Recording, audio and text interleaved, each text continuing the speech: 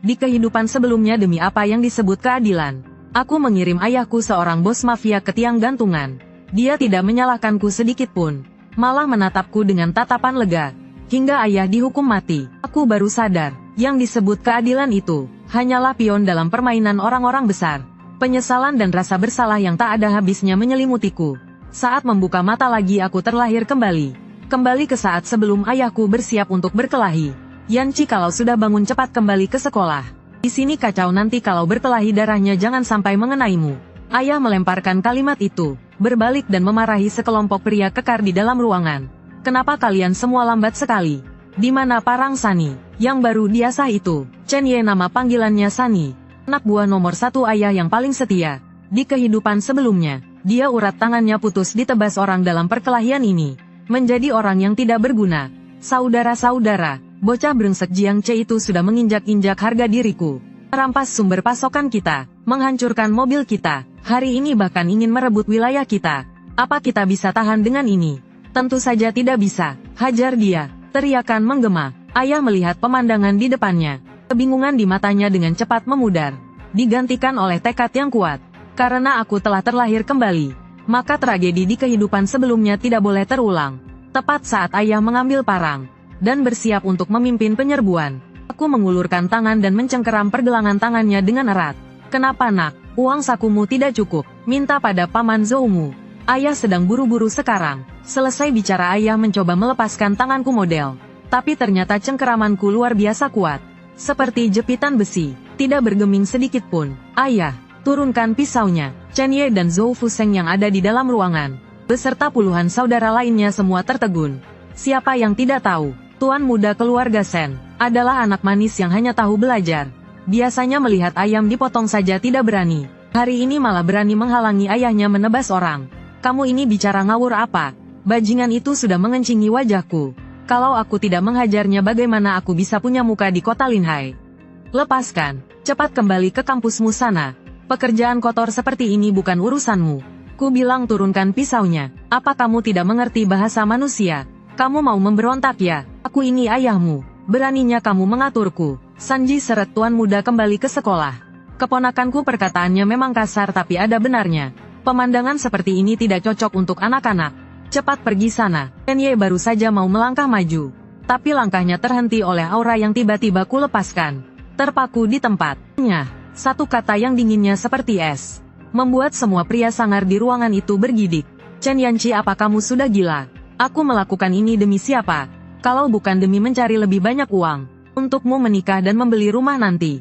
Minggir dari hadapanku. Ayah mengerahkan kekuatannya. Akhirnya berhasil melepaskan cengkeramanku. Tapi detik berikutnya, aku maju selangkah. Gerakanku secepat bayangan. Saat semua orang belum sempat bereaksi, tangan kananku melesat secepat kilat. Dengan tepat mencengkeram pergelangan tangan ayah yang memegang pisau. Ujung jari menekan keras pada titik sarafnya. Pisau baja yang berat itu terbanting keras ke lantai semen. Mengeluarkan suara yang memekakkan telinga. Suasana menjadi hening. Semua orang melebarkan mata mereka. Melihatku seolah-olah aku adalah monster. Pemuda terpelajar keluarga Sen yang lemah itu, ternyata bisa merebut pisau si macan Linhai Sen Xiaoshan dengan tangan kosong. Kau benar-benar mau memberontak ya? Ayah, kalau kau mau busuk di penjara seumur hidup, langkahkan saja kakimu satu langkah keluar dari pintu ini. Aku sama sekali tidak akan menghalangimu. Dasar kau anak kurang ajar. Kau tahu apa soal dunia preman? Musuh sudah menginjak-injak kepala ayah. Aku tidak akan menghindarinya lagi. Besok siapa lagi yang akan memanggilku Kak Xiaoshan? Kalian semua menyingkir dariku. Hari ini siapa yang menghalangiku akan berurusan denganku. Melihat ini, ayah membungkuk untuk mengambil pisaunya. Aku berkata dengan suara dingin. Di persimpangan 2 blok dari sini, ada sebuah mobil van Mitsubishi. Nomor terakhir platnya adalah 8. Di dalamnya ada Kapten Cheng dari tim investigasi kriminal. Di tangannya ada surat perintah penangkapan yang baru disetujui. Lalu jika pisau di tanganmu berlumuran darah, selamat, kau akan dipenjara minimal 20 tahun. Kalau tidak beruntung kau bahkan bisa ditembak mati. Bagaimana kau tahu si Raja Yama Cheng ada di sana? Cheng Li, musuh bebuyutan dunia preman kota Linhai. Orang-orang menjulukinya Raja Yama Cheng.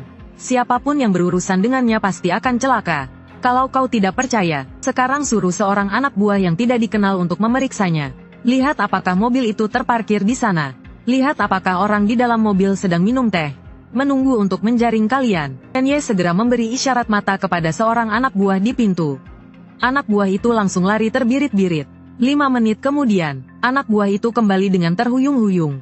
Wajahnya pucat pasi, seperti melihat hantu. Ternyata benar ada polisi, tepat di persimpangan jalan. Aku kenal mobil itu, mobil preman dari kepolisian kota. Di depan restoran Jiang juga terparkir 2 mobil polisi.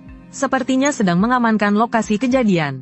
Wajah ayah berubah dari merah menjadi putih, lalu dari putih menjadi biru pucat. Punggungnya seketika basah oleh keringat dingin. Kalau saja tadi anaknya tidak merebut pisau itu, dia sekarang pasti sudah tewas. Sudah sadar sekarang, Jiang Che ini benar-benar licik. Ini bukan licik, ini namanya serangan dari level yang berbeda. Ayah, sekarang tahun 2000, milenium sudah berlalu setengah tahun. Caramu itu sudah ketinggalan zaman. Dunia sekarang bukan lagi tentang berkelahi dan membunuh, tapi tentang hubungan antar manusia, tentang perputaran modal, tentang pasal-pasal hukum. Kenapa Jiang Che berani merebut wilayahmu? Karena dia memakai jas, sedangkan kamu memakai kaos dalam. Karena dia memakai otaknya, sedangkan kamu memakai pisau. Karena dia tahu cara memanfaatkan polisi untuk membunuh orang. Sedangkan kamu hanya akan mengantar dirimu sendiri ke penjara. Lalu menurutmu bagaimana? Dia sudah terang-terangan menantang kita. Apa aku harus menjadi seorang pengecut? Aku tidak bisa menelan penghinaan ini. Ayah, aku ini anakmu. Ada yang menggangguku. Ayah, aku lebih ingin menghabisinya daripada ayah.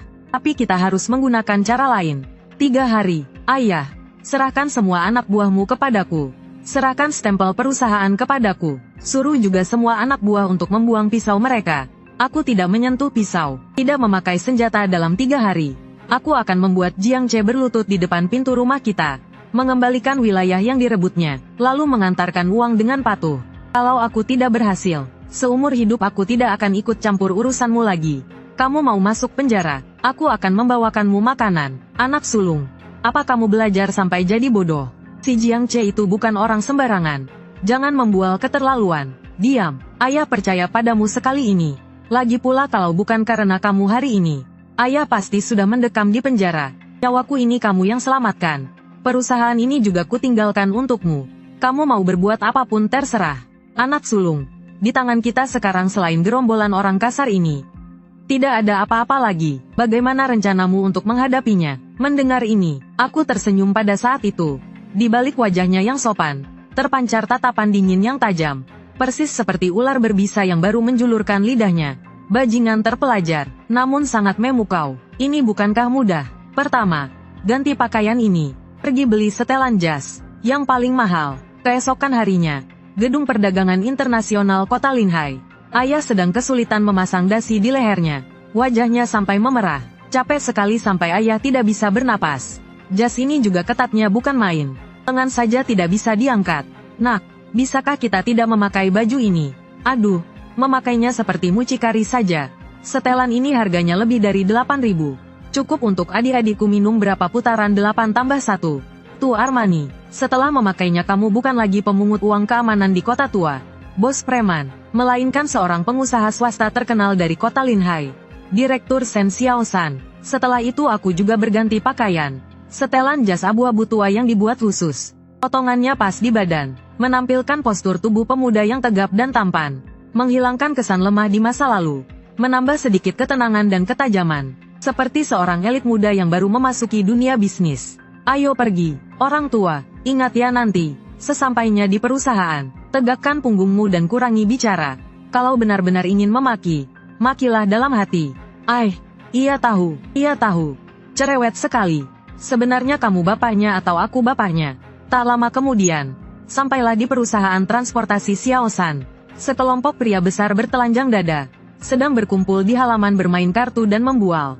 Berteriak-teriak, aduh, bos datang. Semua orang menoleh, seketika menjadi hening. Mata mereka terbelalak. Terlihat 2 pria berjas masuk dari pintu, yang berjalan di depan bertubuh tegap dan kekar. Itu adalah bos mereka, Shen Xiaoshan. Pemuda yang mengikuti di belakang memiliki aura dingin. Ternyata itu adalah tuan muda tertua mereka, Shen Yanqi. Sialan, bos, ada apa ini? Berpakaian begitu rapi, itu tuan muda, kan? Auranya seperti para elit di film Hong Kong. Aku mengabaikan tatapan aneh di sekelilingku. Langsung berjalan menuju ruang keuangan. Paman Zhou, bawa buku rekeningnya. Oh bukan, Tuan Muda, untuk apa kamu melihat buku rekening? Benda ini membosankan. Kamu tidak akan mengerti. Zhou Fusheng adalah orang lama di perusahaan. Juga pengurus yang paling ayah percaya. Tapi aku tahu dengan jelas. Orang ini tidak jujur. Penakutnya bukan main. Dan juga seorang penjilat. Di kehidupanku yang lalu dialah orangnya. Yang berkhianat di saat genting. Memberikan banyak informasi kepada Jiang Che. Aku tidak mau lihat. Bacakan untukku. Bacakan saja biaya jamuan bulan lalu. Dan rincian pembelian barusan. Hati Zhou Fusheng menjadi panik. Tapi tidak berani menentang. Dengan memberanikan diri mengambil buku catatan. Pembelian baja 10 ton. Harga satuan 3.200. Total 32.000. Harga rata-rata pasar baja bulan lalu adalah 2.600. Paman Zhou beli di toko mana? 20%. 2.600. 3.600. 3.000 baja bertatakan emas dan berlian. 2.000. 20%. 40%. 20%. 2.600, 3.100, 3.600, 2.400, lebih mahal 20%. Itu karena ada beberapa pesanan. Ada biaya tambahan karena mendesak. Baiklah, kalau begitu lanjutkan. Tanggal 8 Mei biaya jamuan 50.000. Menjamu siapa, men? Menjamu beberapa pimpinan dari Dinas Perindustrian dan Perdagangan. Siapa saja nama mereka? Makan di mana? Minum arak apa? Zhou Fusheng benar-benar panik. Terbata-bata tidak bisa menjawab. Ini semua diatur oleh Kak Liu kedua. Saya kurang tahu. Detik berikutnya aku langsung menggebrak buku catatan itu. Suaranya tidak keras, tapi membawa aura yang mengintimidasi. Zhou Fusheng ketakutan hingga terduduk di lantai. Ayah yang sedang merokok di pintu pun terkejut. Rokok di tangannya hampir jatuh ke lantai. Paman Zhou, buku catatan ini jeleknya seperti kotoran. Aku tidak tanya berapa banyak yang kamu korupsi sendiri. Tapi biaya jamuan sebesar 50.000 ini masuk ke kantong siapa? Dan siapa yang menyuruhmu membuat pembukuan palsu ini? Sebaiknya pikirkan baik-baik sebelum menjawab. Wajah Zhou Fusheng seketika menjadi pucat pasi. Bibirnya gemetaran. Tatapannya menatapku dengan penuh ketakutan. Keringat dingin di dahinya mengalir di pipi. Sudah, buku catatannya taruh di sini dulu. Paman Zhou, pergi cuci muka. Penuh keringat. Ada apa, nak? Pembukuannya tidak beres, ayah. Perusahaan ini bisa bertahan sampai sekarang. Sepenuhnya karena nyawamu kuat. Ayo pergi, waktunya sudah hampir tiba. Pergi temui Jiang Che. Benar mau pergi? Kita tidak bawa apa-apa. Hati ayah tidak tenang. Siapa bilang tidak bawa? Pegang ini, aku dari dalam tas kerja yang kubawa. Mengeluarkan setumpuk dokumen tebal, dan memberikannya kepada ayah. Ayah mengambilnya dengan curiga, membukanya dan melihat. Matanya hampir melotot keluar. Mengenai Jiang's Entertainment City, laporan investigasi tentang bahaya kebakaran besar di Dingsheng KTV, daftar rincian penggelapan pajak Jiang's Logistics tahun 1999. Fotokopian, bahkan ada beberapa foto yang buram namun masih bisa dikenali dengan jelas. Di foto itu Jiang Che sedang merangkul beberapa gadis di bawah umur.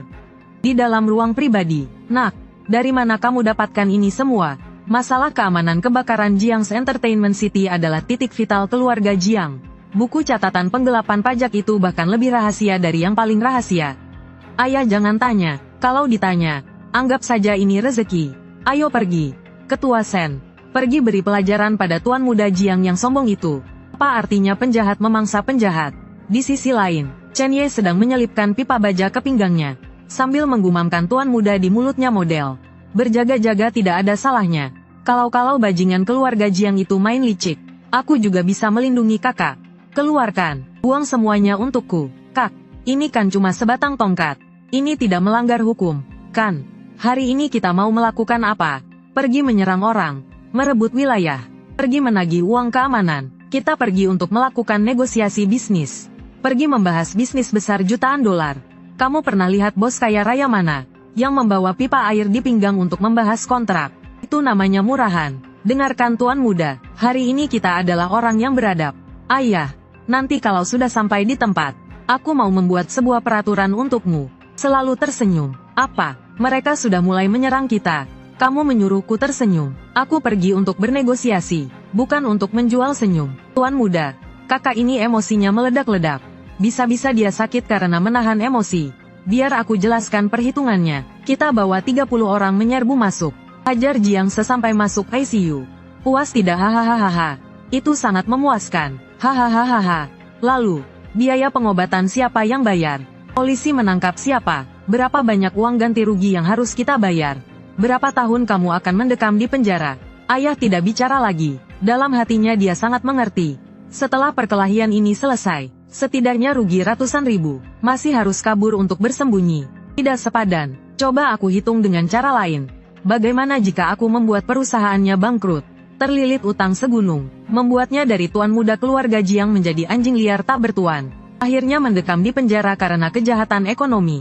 Uangnya menjadi uang kita, wilayahnya menjadi wilayah kita. Dia bukan hanya harus berlutut memohon pada kita, tapi juga harus menghabiskan sisa hidupnya di penjara.